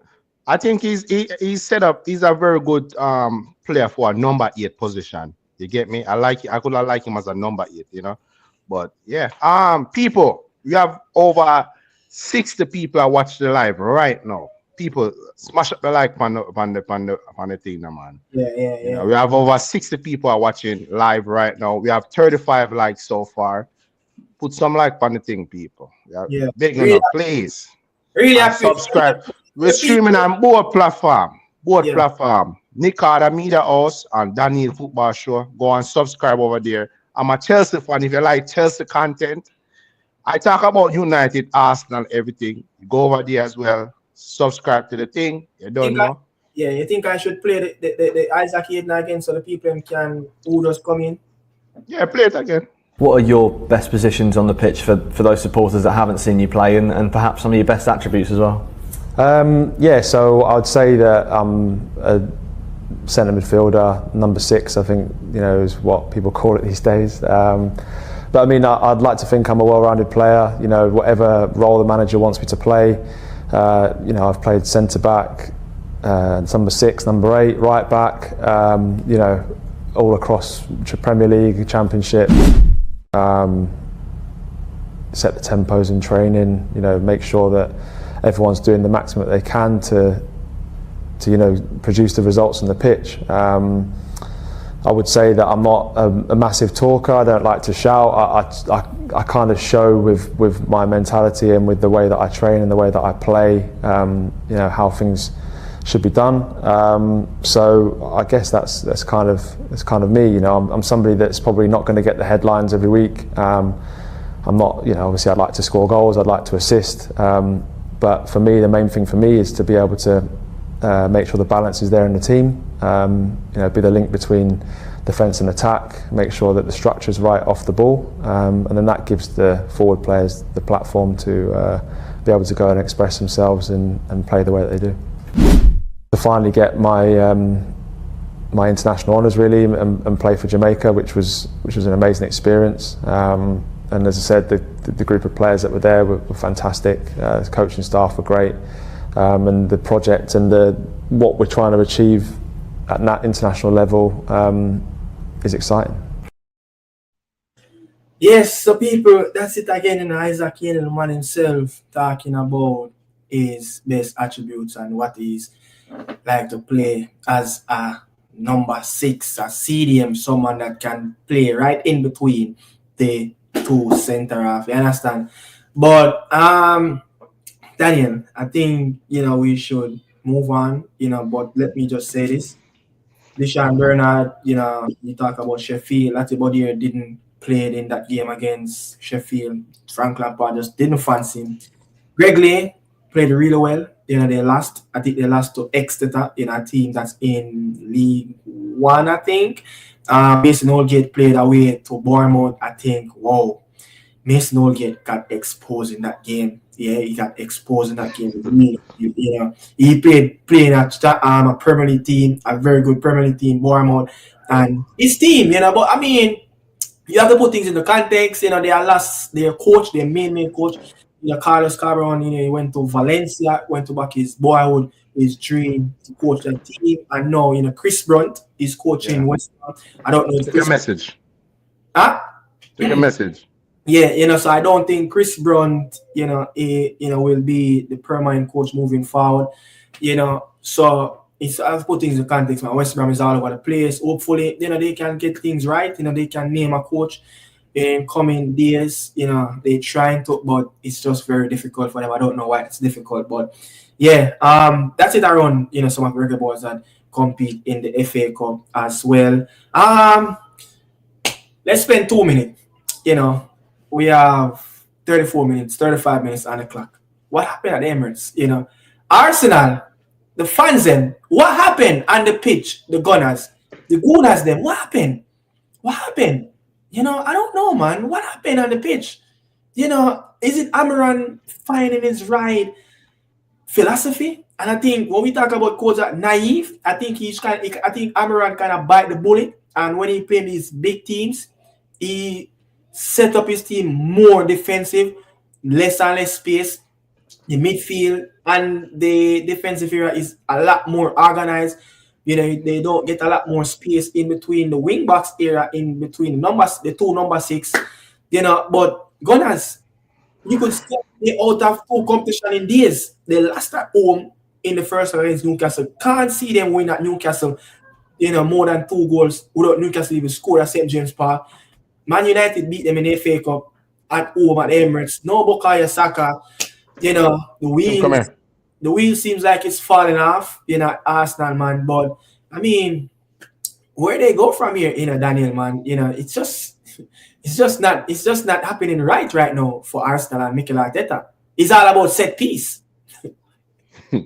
They lost their identity. I don't know. They turned this set piece footballing team. I don't know what's going on. Well deserved for United. They went there with a game plan. They basically prevent Arsenal from doing anything first half. You can see that they learned their lesson from the last game they played at the Emirates, especially with those corners. They're able to prevent Arsenal from doing what they do, bully teams when they're taking those corners, and United just stuck in. Brilliant goal from Bruno Fernandes, and Arsenal over the past few games since they're missing Saka. I think Saka, you can see they're really missing Saka. He was the glue to that Yeah. team. You get what I'm saying? Offensively, even when I think Saka is brilliant whenever he's doing the set piece as well. And United, you can see that what Amran want his team to do, and otherwise than that foolish tackle from Dilat that almost threw the game away. Yeah. And if Dilat never gets sent off, I don't see Arsenal scoring back. I honestly never gonna see Arsenal score back. Diego Dalot. Diego Dallo. I don't see the Arsenal scoring back, and I've been telling y'all Arsenal fans, y'all don't want to listen. This guy named Havertz, he's a purple patch player. I told you over Joel, if you're on here watching right now, you're an Arsenal fan. I told you this guy named Havertz is not good enough. You get what I'm saying? If he wants to win the league, free paper bun for Arteta. That's all I have to say. Yeah, Arteta paper done. Come to terms that when you look at the top teams in the league, and when you look at Arsenal front three, if you take out Bukayo Saka will start in any teams in the Premier League. If you go to Liverpool, they will put Luis Diaz through the middle, and Bukayo Saka will play somewhere on the left, and Salah play on the right. If Bukayo Saka will start in Chelsea team, Bukayo Saka will start in Man United, City team. I call Liverpool already. Anyone a team, but okay, so everybody. Aston Villa. But when you look at Martinelli, can Martinelli get in Chelsea team, City, or Liverpool team? No. A player like Kai Havertz, can those players get in City and Liverpool or Chelsea team? I wouldn't use Kai Havertz over Jackson. No. Because Jackson, and if you look at Gabriel Jesus, can those players start in the top teams that's really playing well right now? If you ask me, he will never start probably in Newcastle in the number 9 car. Isak is just on brilliant form. He can't even start in Aston Villa team. Durang and Watkins is a much better striker than Gabriel Jesus. Huh? Leon Bailey. Even Leon Bailey. You get what I'm saying? These players are just not. Last 2 seasons ago, they were really good, but they're going backwards. Yeah, when you look at the players, a lot of these players in Arsenal team, they cannot start in some of the big teams in the Premier League. But move on from that. People, we have around 10 to 15 minutes left back. You understand? But we just want to take a minute to run through some of the comment. Then we just take the last 10 minutes and just chit chat about the midweek games that's coming up. Bobby Reid is already enough there. He passed his average, but he can improve. I just think whatever I have said about Bobby Reid, we just need him to be that X factor, someone that's going to, press, someone that's going to trigger the press, someone that's going to tackle and win back the ball, and then use his attributes in terms of his range of pass, his engine of non-stop running in that midfield. You understand? Omari will come this time and roll. Trust me, England not calling them. Look, I know for sure. It's thick. Jonathan Rowe for Marseille is. I don't think he will get called up. Omari, it's going to be tough. Wait until Omari time expired. He cannot play at 21 no more. Where will he go? But let him just enjoy him time for now. As you said, a lot of these players will come if he qualify for the World Cup. Omari doesn't want to play for Jamaica. We see that with blind eyes. England come first for these players. Ole Watkins had Jamaican roots, but he fully capped for England. Conrad, I don't think the clubs in England can afford $1 million on King. It's too expensive. Boy, I don't know if Rudolph Speed are really a price out Richard King, I'm really not sure, if I'm really a price. I don't know, brother. I see him some years saying he used to price out Siobhan Marsh until Marsh for himself in the USL. A winger should be more aggressive. It's hard, I think so, yeah. A different level. Ara said he's great injured. He's not playing for the club.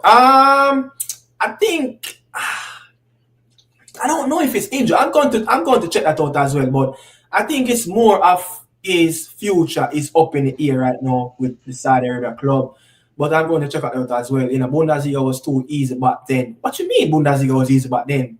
When you have a Frank Ribery and you think Bundesliga was easy back then? No, I think Bundesliga was much difficult back then. I think it was much difficult back then. Bayern wasn't that dominant back then. You get me? Yeah, I know. Watkins, production is down because Bailey is. Is that right, Daniel? Watkins' production is down because Bailey is being in and out of farm. Yes, because I think Watkins used to feed off of Bailey a lot. You get me? I think Durang is a much different striker. Durang is not really making that move, interrupting everything right now. He's unsettled, don't know when he's going to start. Yeah. Party too much. That was the Leon Bailey why he can't kick a long ball. The man say, yeah man, I think Leon Bailey just play. Look, way too cautious for me as a winger. Mo Salah gave away the ball a lot of time, but Mo Salah take a lot of risk. That's the thing with Mo Salah. Robin for Bayern Munich was too good. I think Leon Bailey probably could have stepped in that boots and, plug, his potential in that gap for Bayern Munich. And you don't know if it will happen in the future. What we want, the best. Gray played in his team last game. I guess that was a response to someone said if Gray was injured, no more player. I didn't watch Gray game. I only watched one side of the game, and that was the Damian Lowe game. No more players from England will play for Jamaica. What is that? Patrick Riley said no more players. That's very interesting. I hear players ask Bailey about Jamaica team, and he said he don't know. Hear that? I think Bailey said. And I hear players ask Bailey about Jamaican team, and he say him don't know. Why? We don't know. We always going have players coming. Yeah, that's true.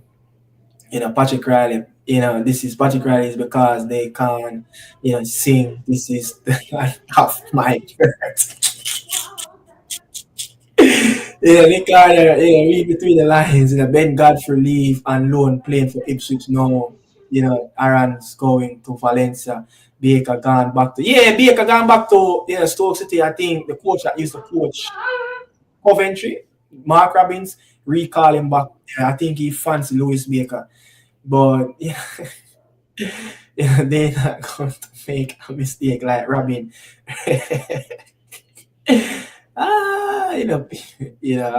But not because MG is very good player. Who the hell is MG? Not because MG is Mason Green. Oh, Mason Green is a good player. No player is not okay to come last. You see, true talent and big player. Them deserve. You have to treat them different. Yes, it's Alpha. You think Argentina treat Messi? You think Argentina everybody like Messi? No. You have to treat special players. People don't get me wrong now. Messi Green and Messi is not on the same level now. Yeah. No, come on, no people will take that out of context. I think they may say, "Yo, Messi Greenwood is on Messi level." No, Messi Greenwood is coming like our Messi. You get what I'm saying? He's that special talent. You get what I'm saying? So if you want company play in the last year, making company play in the last year. Yeah. Because I'm telling this right now, it will be a massive difference when we go play games. I'm telling you, this guy can win you games on his own. Yeah. You get what I'm saying? Yeah. Why, Sansu, that comment here, about my collector. Me don't know what really are going Hector, Really and truly, me don't know what really are going Hector. Me don't know, brother. Me have one video I want to do, but I kind of research and I wait for some answer around Michael Hector. What is really going on with him? Because everybody is looking for a club now, and this man, I don't know, man. But I'd kind of move up, Max Iron should still wait on England. We don't need his service. I think he's on the move, right? Max Irons. Yeah, I think he's on the move. Yeah, Bailey don't want the player them to come because he knows his game is going to be at risk. But trust me, the coach working. But people, the show is coming to an end, and we're just going to spend the last couple of minutes and preview the EPL that's coming up. First up, Daniel, the North London derby, Spurs versus Arsenal. We saw the issues, your prediction and the North London derby is coming up midweek. Arsenal versus Spurs. You see Big Ange getting a result over Mikel Arteta at Emirates? Yes, I think Arsenal is not in the best of form right now. I think that game could be very good, and Yeah. I think that could be the sucker punch to get Arteta sacked. I think if Arsenal lose that game, I think if we lose that game, I think the fans gonna go crazy. That's a You know what derby. I'm saying? Yeah. And they will be officially out of the title race. You Officially. get what I'm saying? You get what I'm saying? So I think if we lost that game against their bitter rivals, Yeah. I think that would be the sucker punch for Arteta. I don't think they will sack him, but I think that like the pressure will pour on. You get what I'm saying? Yeah. When you look at both teams, Spurs play, today they play Tamworth on an artificial turf. They go 120 minutes. Arsenal goes 120 minutes, against a United team that got red card. So both teams' legs are really drained at this point. Next up, Newcastle, Newcastle versus Wolves. I think Isaac Hayden, Alexander Isak is touching close and closer to Vardy record. That 11 games scoring straight in the Premier League. I think he's close to that. But Wolves traveling to St. James Park. You see that one? I think Newcastle is on a roll right now. I think they could win that game. Yeah. I think the problem with Wolves is they're missing their best player, Cunha. Yeah. I think he's serving a too much ban. I think that's kind of made them a lesser stronger. But Newcastle is on a roll. I think Isaac gonna score again. You get what I'm saying? Iman, what's his name? That kid that came from Everton. What's his name? And he play on the left side. Left winger man play for England. What's his name? For Wolves? No, for Newcastle. Garden. Yeah, I think him and Garden on a roll. Yeah. You know what I'm saying? So hopefully they can drop points because they're right behind Chelsea and we're trying to get that top four. So hopeful Wolves can be very compact and get a result there, but very difficult. The Saints travel to Old Trafford, have beaten Manchester City away, beating Arsenal away. It just cannot get any worse of not beating Southampton at home, of what they couldn't beat Wolves, couldn't beat Newcastle at home, Straight up 3 points for Ruben Amorim against the worst team in the Premier League. No. We see United go away and beat Man City and go back home and lose. You get what I'm saying? This is not gonna be a straight up. That being said, Southampton have been terrible. You get what I'm saying? So that's the only thing. But it's not, to me as a United fan, I can't say yes, we're gonna win this game. Let's see first, because we see this movie before. United went away, have a really good game against one of the top teams, and they go back home, play one of the bad Leicester team and lose. It's a mentality thing. This is Southampton. No, this is the Premier League. All right.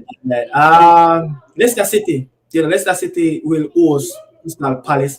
Leicester City is facing points deduction. I think the verdict will come out this week. I think it's Wednesday. I think somewhere around Wednesday. So we'll hear on that. If they face a points deduction straight up going down, cannot make the survive again like what Everton did. Face points deduction. Big Sean Dice save Everton from that. Ruud van Nistelrooy cannot afford to get points deduction this season. Else they will go right back down. I think Crystal Palace gonna win that game. Crystal Palace quality team. Mateta. up top. You With get what I'm saying? the wooden foot. Yeah, he score against me in the last game. I think Leicester City just it's a sinking ship. I don't know why Ruben. I don't know why Vanessa Rai went there. I know it's an opportunity, but Yeah. I think it's very difficult for The Leicester City cherries to pull coming off. to the cherries coming to Stamford Bridge. You see It's that gonna one. be a very difficult game. Very difficult game. And that he already can get a point at I Stamford. think I think it's gonna be a very close game. I see a 2-1 Chelsea win, but Bournemouth, Yeah. very good team. But I think Chelsea can get a W though. Yeah. West Ham, new coach. Coach got sacked. What is going on, man? West Ham, noise that's going out that David Moyes once, was linking back, but they will face Fulham in a London derby.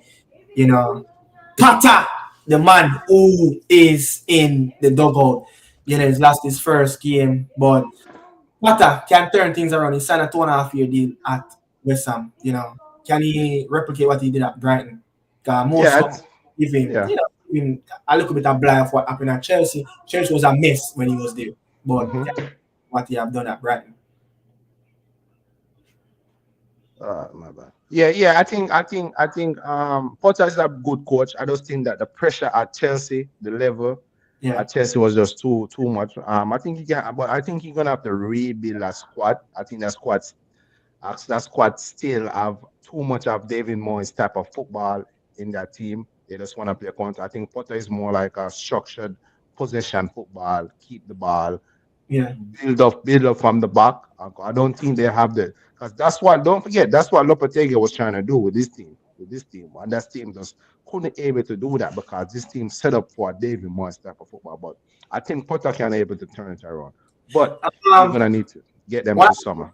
of the big game of the midweek, Forest versus Liverpool. I think that one, everybody should watch that game. I have something that I have some stats on Forest. Forest average the average possession this season is 39%. It's the worst in the league. They have 9 clean sheet. It's the best in the league. Sellers the keeper is save percentage is 7.5, second best in the league. As a team, they have 9.8 interception per game. That's second best in the league. They out of the 20 games that they played, 14 of those games they have scored first in them. So, Forest is a team that want to score first. They want the team to come at them so they can play the quick transition football, quick through the midfield with Gibbs White, get the ball on the wing, onto Adai, is it Elanga, and get those balls inside to Big Chris. You understand? Big Chris Lumba, as I won't pronounce his last name. But Forest, big game for Honest Lad. This is the only team that beat Liverpool so far in the Premier League. It's gonna be a very, very nice. That's gonna be a very exciting game. Forest on the break, one of the best team in the league. With Austin Odoi, Alanga on the other side, and Chris Wood. Yeah. Who would have thought Chris Wood that left when he left Burnley, left Newcastle? Who would have thought he was? He was at Leeds. Yeah. Yeah. Yeah, so I think that's gonna be a good game. Liverpool and a little stumble a little bit. I know they won their last game in the FA Cup. Come on. Accrington Stanley. I can understand them. But You heard about that local derby? Was a big. I think last time they met was in the 60s. I think was a local derby for them. Them and Liverpool. Yeah, Accrington Stanley. It was a local derby. A team that based in Liverpool.